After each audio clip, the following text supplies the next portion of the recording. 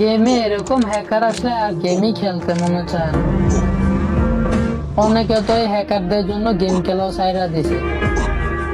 আর এই জায়গায় গাড়ে না নর্মাল প্লেয়ারের আইডি গুলা ব্যান করতেছে, হ্যাকারের আইডি গুলা ছাইড়া দিতেছে।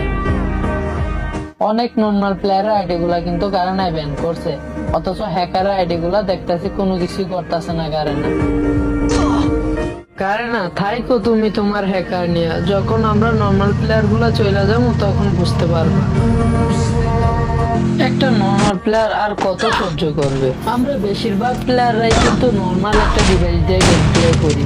না আছে ভালো কোনো গান স্কিন, না আছে ভালো কোনো মুভমেন্ট। তা দিয়ে একটা ভালো প্লেয়ারের সাথে ফাইট নিতে আমাদের হিমশিম খেতে হয়, তার ভিতরে আবার এরা। ভাবছিলাম এই আপডেটে কোনো হ্যাকার থাকবে না, গেমটা শান্তি মতো খেলতে পারবো, এবার গ্র্যান্ড মাস্টার পোস্টটা শান্তি মতো দিতে পারবো। কিন্তু এরা কোত্থেকে প্যানেল হ্যাক গুলা লাগায় আসে আর আমাদের নর্মাল প্লেয়ার গুলাকে ইচ্ছা মতো মারে।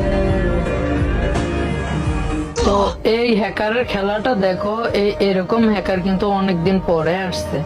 এতদিন আসছে প্যানেল ইউজার, বাট ওদের গুলিগুলা রিকোয়েল দিত বা দুই একটা শট হইলে অন্তত এদিক সেদিক যায়। কিন্তু এর একটা শট এদিক সেদিক যায় না, যতটা মারবে অতটাই এনিমির বডিতে লাগবে।